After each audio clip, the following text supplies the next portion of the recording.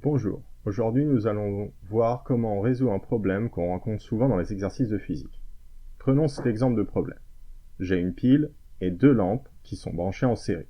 Je connais la tension UG de la pile et la tension U1 aux bornes de la première lampe.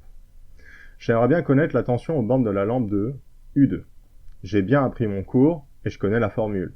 UG égale U1 plus U2. UG, je connais sa valeur, c'est 6 volts. U1, je connais sa valeur, c'est 2,75 volts. Mais ce que je cherche, c'est U2. J'ai donc envie d'une formule qui me donne directement U2. Autre exemple de situation. J'ai une voiture qui roule sur une route parfaitement droite. Je connais la vitesse de la voiture, qui est de 20 mètres par seconde, et la distance D qu'elle doit parcourir, 300 mètres. Je cherche le temps qu'elle va mettre à parcourir cette distance. Là encore, j'ai bien appris mon cours et je connais la formule. C'est V égale D divisé par T. Je connais V, c'est 20 mètres par seconde. Je connais D, c'est 300 mètres. Et ce que je cherche, c'est T. Bref, je cherche une formule qui me donne directement la valeur de T à partir de celle que je connais. Bien, vous voyez où je veux en venir. Aujourd'hui, nous allons voir comment mettre dans le bon sens une formule. Comment on peut, par exemple, à partir de la formule de la vitesse, trouver celle qui donne le temps. Comment on peut, par exemple, manipuler la formule d'additivité des tensions pour trouver la formule qui donne la tension aux bornes d'un dipôle qui nous intéresse. Bien, si on regarde des formules de physique, comme celle de la vitesse, la loi de l'additivité des tensions, celle qui donne la masse à partir de la masse volumique, ou encore la célèbre formule d'Einstein, E égale mc carré, bien on constate en général que ce sont des égalités. Une égalité, ça veut dire qu'il y a la même chose de chaque côté du signe égal. Par exemple, si je suis à gauche, ça veut dire aussi que je suis à droite. Bien, maintenant, si je fais l'opération de me couper un bras à gauche, ne vous inquiétez pas, ça fait pas mal, et que je fais la même chose de l'autre côté, l'égalité reste vraie. Si j'ajoute un enfant à gauche, et que je fais la même chose de l'autre côté, l'égalité reste vraie. Si j'additionne un chien, et que je fais la même chose de l'autre côté, l'égalité reste vraie. Si je multiplie toute la population par 2, et que je fais la même chose de l'autre côté, l'égalité reste vraie.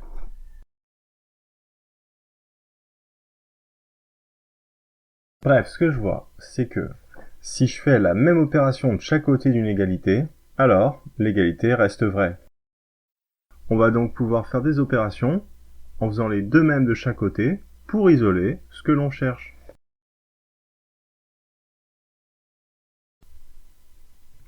Ok, reprenons l'exemple du début. J'avais UG égale U1 plus U2. Je cherchais U2.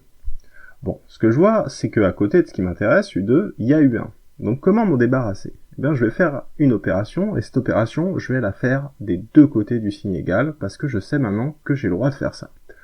Tout simplement, je vais soustraire U1 de chaque côté.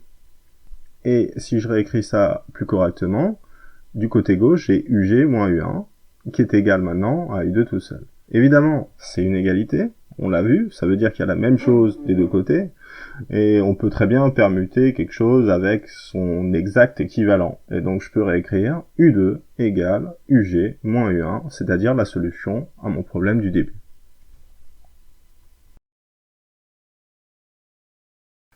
Ok, on va prendre un deuxième exemple, c'est celui du début, celui avec la voiture.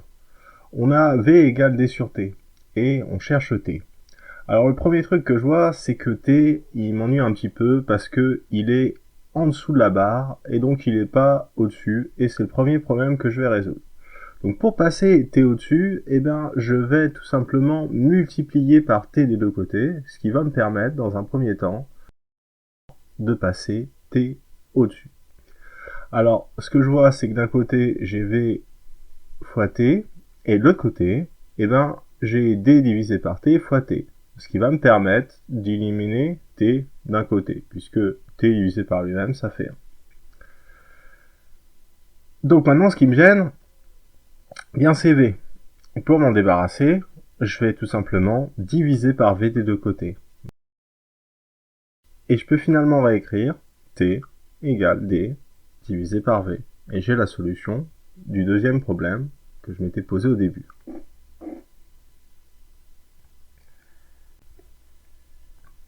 Ok, faisons un troisième exemple. Si je prends par exemple la formule d'Einstein, E égale mc carré. Et admettons que dans l'exercice, bien, je cherche m. Ce que je constate, c'est que à côté de m, eh bien, il y a c carré qui me gêne. Ce que je vais faire, tout simplement, je vais diviser par c carré de chaque côté, de façon à éliminer ce qui me gêne. Voilà. Ensuite, j'ai supprimé ce qui me gênait et je me retrouve avec m tout seul. Je vais réécrire dans le bon sens l'équation. M égale E divisé par c carré. Et j'ai trouvé la solution au problème que je m'étais posé.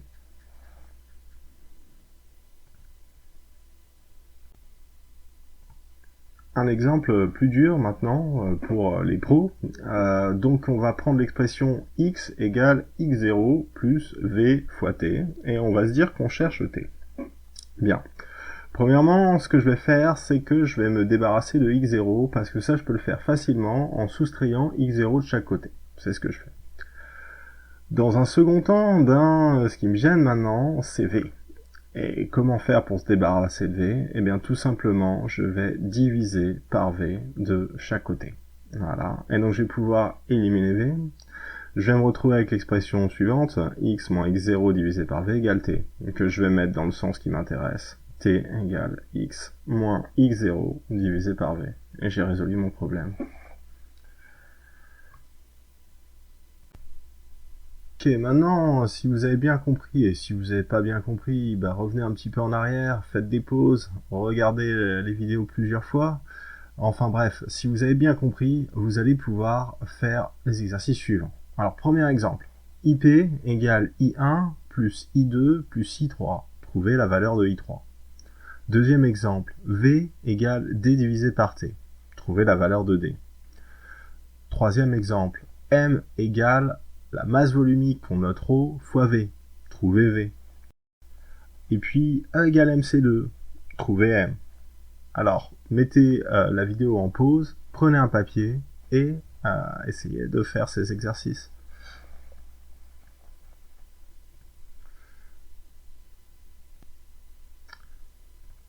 Ok, regardons les solutions. Alors la solution à la première équation, c'est I3 égale IP moins I1 moins I2. Tout simplement, ce que j'ai fait, c'est que j'ai soustrait I1 puis I2 de chaque côté. La deuxième solution, c'est D égale V fois T. Ce que j'ai fait, c'est que tout simplement, j'ai multiplié par T de chaque côté pour me débarrasser du T au dénominateur, et donc j'ai trouvé cette solution. La solution suivante, c'est V égale M divisé par ρ. Tout simplement, ce que j'ai fait, c'est que j'ai divisé par ρ des deux côtés. Et j'ai pu ainsi isoler V. Le quatrième exemple, on l'a déjà fait ensemble, E égale mc carré, et je voulais isoler m, et pour ça j'ai divisé par c carré des deux côtés, et donc j'ai trouvé m égale E divisé par c carré.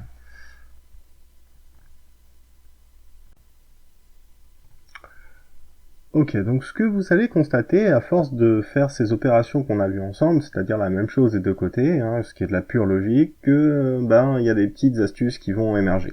Alors, premièrement, méfiance d'abord, les astuces, ça marche, mais qu'avec les cas très simples. Alors que ce qu'on vient de voir, ça marchera dans tous les cas, même avec la plus compliquée des équations de physique. Mais bon, gardons quand même ces astuces pour prendre un petit peu d'avance. Donc, si on prend une addition, tout simplement, une équation qui est une addition, comme UG égale U1 plus U2, eh bien, si je veux me débarrasser par exemple de U2, en fait, le raccourci, c'est de le passer de l'autre côté et de changer son signe. Voilà, comme c'est marqué. Donc ça marche avec une équation très simple. Un autre raccourci, c'est quand on a un produit très simple comme celui qui est présenté ici, V égale D sur T. Donc si par exemple j'ai envie d'isoler T, eh bien je vais pouvoir le changer de côté en le passant au-dessus. D'accord, le dénominateur il va devenir numérateur. Donc ça c'est une autre petite astuce qui va se développer à force de l'expérience. Et puis un dernier exemple, donc quand j'ai une relation qui a un produit comme P égale M fois G, par exemple j'ai envie d'isoler G, eh bien je peux très bien prendre un des membres du produit et le passer de l'autre côté, donc voilà, comme ça, mais attention, ce qui était donc finalement au numérateur, ce qui était dans le produit, va passer au dénominateur. Donc voilà, alors attention aux astuces, ça marche qu'avec ces lois simples et ça ne marchera pas avec des lois compliquées. Par contre, encore une fois, ce qu'on a vu ensemble, ça marchera dans tous les cas. Ok, donc si vous avez un doute sur une astuce, vous revenez à la base, c'est-à-dire faire la même opération de chaque côté de façon à isoler la variable qui nous intéresse.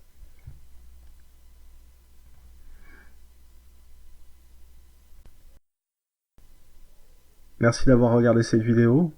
Évidemment, ce qu'on vient de voir, c'est un petit peu compliqué, mais ça permet de résoudre beaucoup d'exercices en physique-chimie, donc n'hésitez pas à re-regarder cette vidéo pour bien saisir son contenu. Si vous avez apprécié, abonnez-vous. Au revoir.